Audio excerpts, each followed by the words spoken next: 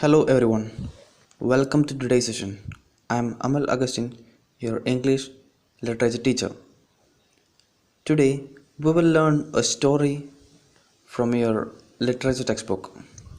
The title of the story is The Master Artist, which is written by Carol Moore. So this will be the second unit in your English literature textbook. So we will be speaking about the author,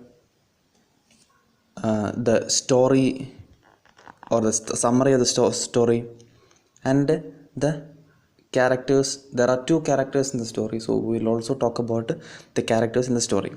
So first we move on to see about the poet.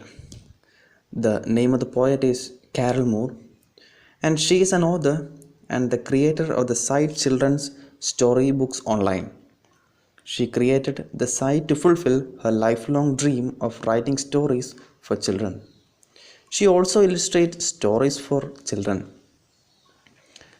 And she was born in Maine, USA on January 20th, 1961.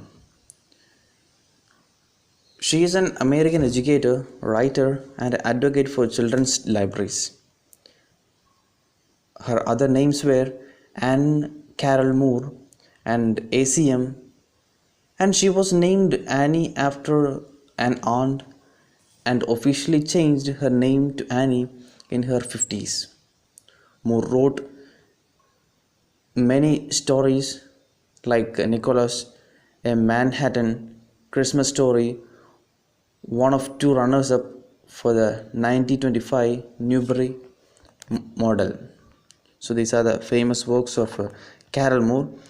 And now we'll move on to see the story. So the story Master Artist. It's about an artist who must paint a grand painting for a king before he retires.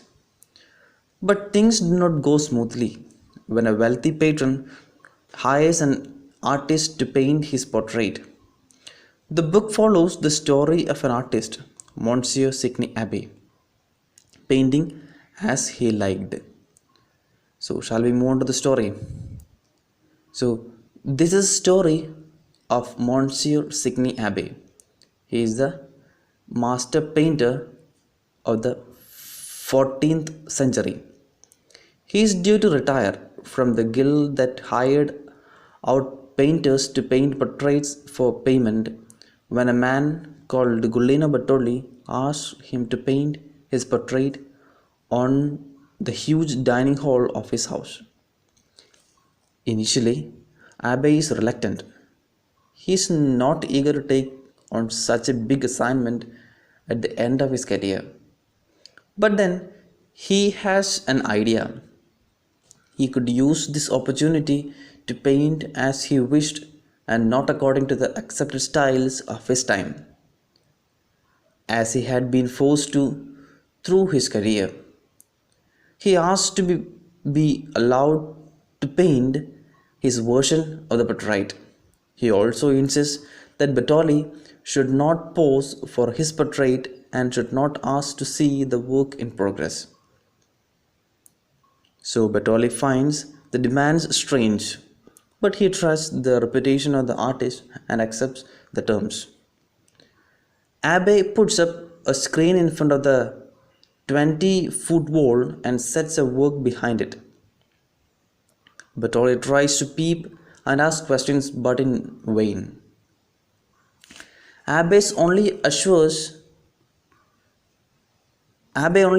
him of his training at the hand of a great artist, of his knowledge of a true fresco and of the permanence of the fresco. Finally, after 6 months, the curtains is drawn aside. Bartoli sets eyes on his portrait and he hates it. Abbey cannot understand why Bartoli is so furious. Bartoli cannot understand why Abbey would draw such an absurd thing. So what went wrong? Nothing except Abbey's timing. He had painted the portrait in a style which would later be known as Cubism. But 500 years later, when Pablo Picasso would make it famous, that is the great irony of the story. So, this story uses suspense but not in a way as it is used in mysterious stories. Though the reader feels curious to know what is the style that Abbey wishes to employ. How is the portrait shaping up? Why is it so secret? Finally, Bertolli's reaction takes the suspense to a peak. What is so terrible about the portrait on which Abbey worked for so long? Then we learn that it looks so absurd to Bertolli because it is so new that it is revolutionary. As readers, we are both amused at Bertolli's state and impressed with Abbey's visionary skills. And this is all about the story in a nutshell. And we will also speak about the two characters who are in the story. There are the main characters in the master artist are as follows. One is Monsieur Signy Abbey and the second one is Giuliano Bertolli. When we speak about Mr. Signy Abbey, Monsieur Signy Abbey, he was the master artist, of course.